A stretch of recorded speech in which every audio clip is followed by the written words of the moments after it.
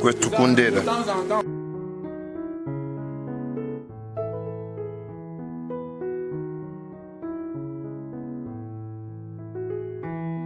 Au-delà de la cour forestière, il y a également l'élevage.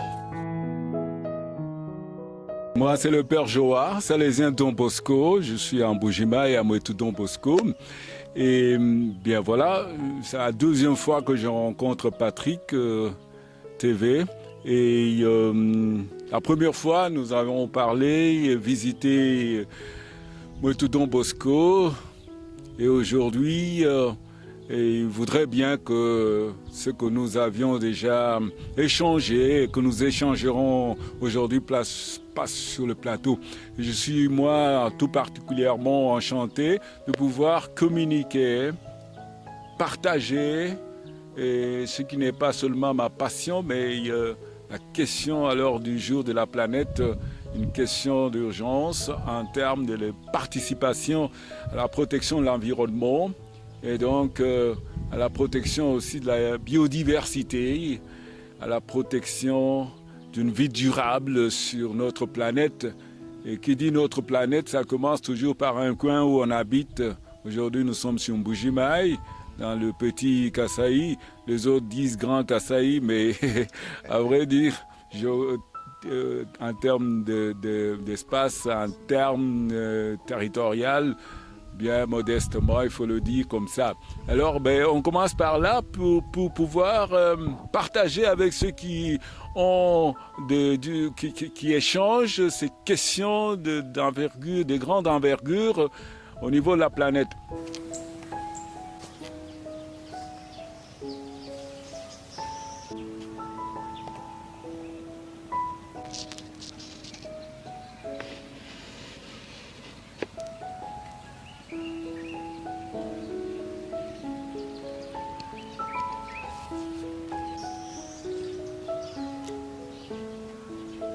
Alors on commence par nous préoccuper de ce qui se trouve sur notre parcelle.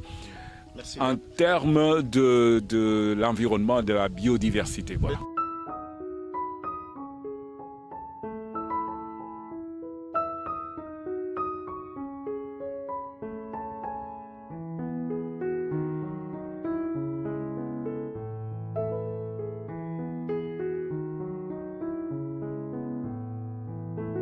Je ne suis pas très familier, je ne suis pas un client régulier de la TV Patrick, mais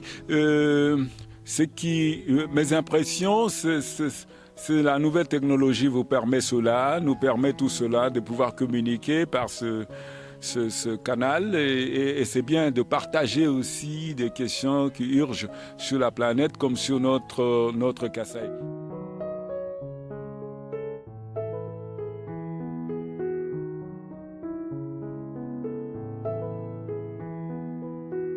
Alors moi, je vais directement sur la question, je vais directement parler de la question. Et quand j'atterris sur Mbujimaï, quand j'atterris sur Kananga, eh bien, j'ai cette image. Bon, j'y atterris plusieurs fois, j'y décolle plusieurs fois, j'y débarque de là plusieurs fois. Mais j'ai cette image que tout autour de cette grande ville se crée un désert. Il se crée un désert qui rime avec misère. Et c'est effectif, c'est réel. Et comment ça s'explique? Ça s'explique que quand la nature est appauvrie, c'est toute la nature globalement qui est appauvrie. Donc nous-mêmes aussi, nous sommes appauvris. Alors le premier moyen pour se sauver, c'est fuir, quoi.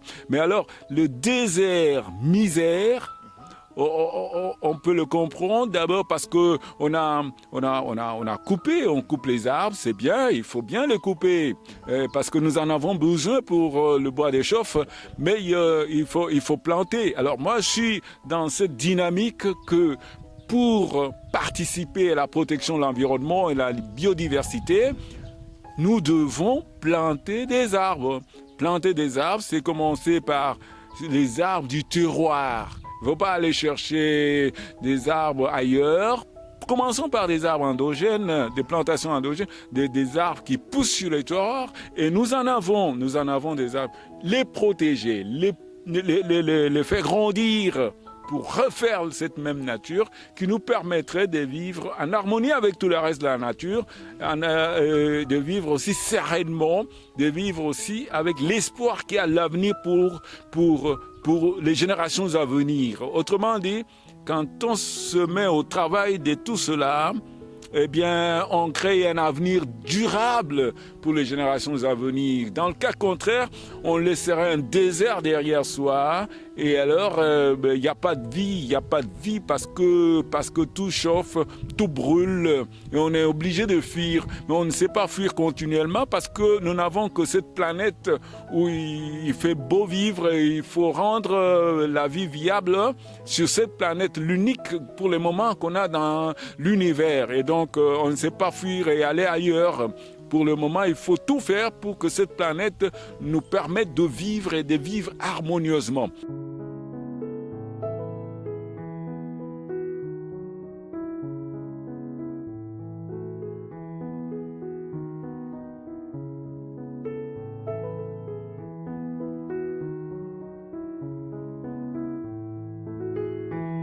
Alors, il y a des actions très simples, que je disais tantôt, des actions où il faut planter les arbres. Il faut protéger les arbres qui existent.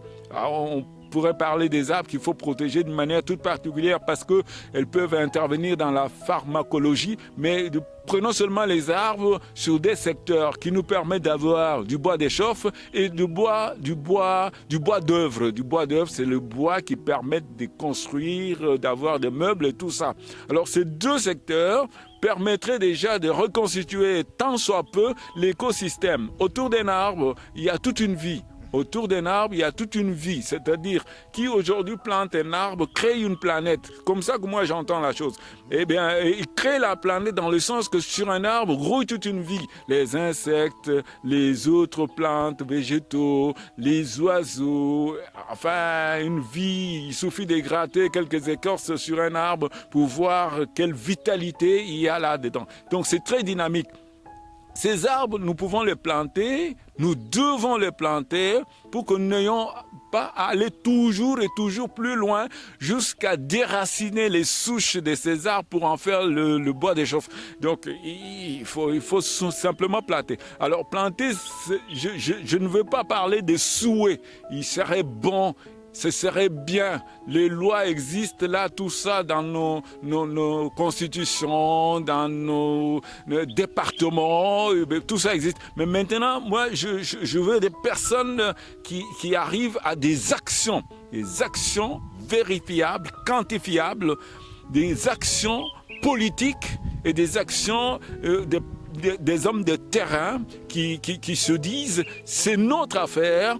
L'arbre doit pousser, des arbres doivent pousser sur ce terrain-là pour qu'il y ait de la vie et que les gens n'aient pas à chercher des abris à l'ombre d'un autre territoire, mais à l'abri et à l'ombre d'un arbre qui pousse dans le Grand Kasaï et un arbre qui permettrait d'avoir aussi de l'agriculture, parce que là, il faut désormais, il faut faire de l'agroforesterie. Il ne suffit pas de planter les arbres pour planter seulement les arbres. Il faut planter les arbres en conjuguant aussi la plantation la création de champs, les arbres, et tout ça, ça fait la vie.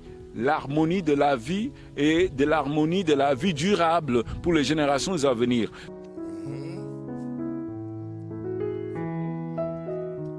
Donc, c'est ce que je suis, moi, avec les autres, en train d'organiser, de faire pour le mieux.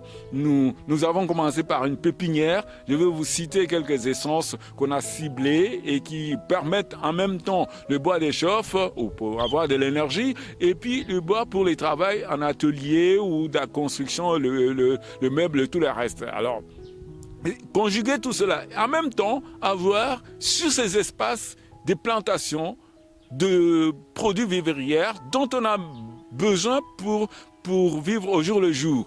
Alors, le maïs, oui, vous le planterez entre des allées d'arbres. Le haricot, oui. L'arachide, bien sûr. Les maniocs, pareil. Mais il faut des avenues, des allées avec des grands arbres que vous récoltez en 15-20 ans et qui vous assure un avenir durable, qui recrée aussi l'écosystème, qui recrée la biodiversité, qui recrée aussi la relation harmonieuse de l'homme avec son environnement. Parce qu'il faut se dire, je ne suis qu'une créature parmi tant d'autres. Donc, même si je pourrais réfléchir un peu sur les autres créatures, mais je ne suis qu'un chaînon. Et ces chaînons, en tant que chaînon de l'ensemble de la création, il faut que je vive en harmonie avec les autres chaînons. Dans le cas contraire, il y aurait une destruction de moi-même et des autres créatures. Or, détruire un chaînon de la création, c'est aussi fragiliser toute la création, toutes les créatures. Donc, c'est important de considérer cette relation d'interconnexion, d'interaction, d'intervie, si vous voulez, d'intervie. On vit en harmonie avec les autres créatures pour vivre bien. Alors, on ne sait pas supprimer un chaînon de cette création.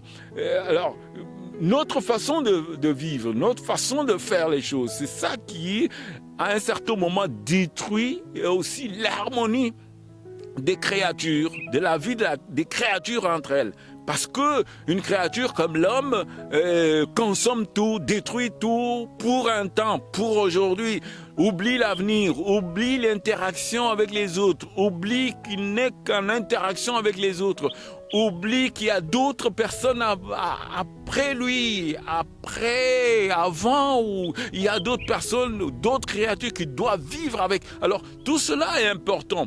Il y a un travail de sensibilisation, mais un travail aussi d'action. L'autre action que je soulignerais pour les décideurs de la gestion de la chose publique, c'est que nous avons besoin de personnes qui choisissent des politiques d'action en faveur de la vie durable, de la vie possible, durable pour les générations à venir. Alors, un arbre, à part les questions de ça sert à quoi, c'est parce que c'est ça là, le fond de la question, mais vous le voyez, ils répondent très spontanément, ça sert à ceci, ça donne de l'ombre, ça donne un fruit, quelquefois ils osent dire ça donne aussi un médicament, et ça permet de fabriquer un meuble, ça permet de chauffer la maison ou la nourriture. Des réponses très spontanées des jeunes, ainsi de suite. Bon. Et les adultes n'aiment pas beaucoup ça parce qu'ils font des calculs toujours très égoïstes. Et calculs de « à moi, ça servirait à quoi ?» Voilà pourquoi quand quelqu'un plante un avocatier aujourd'hui, il a du mal à le planter, il hésite 1000 fois, un adulte. Pourquoi? Parce qu'il dit « mais je ne mangerai jamais le fruit de cet arbre ». Donc il fait des calculs de ce genre. Ils font des calculs de ce genre, les adultes. Ils veulent du prêt-à-porter pour soi aujourd'hui. Et donc un arbre, il faut le considérer d'abord dans son écosystème. Il fait partie de la création pour l'harmonie de toutes les créatures sur la planète.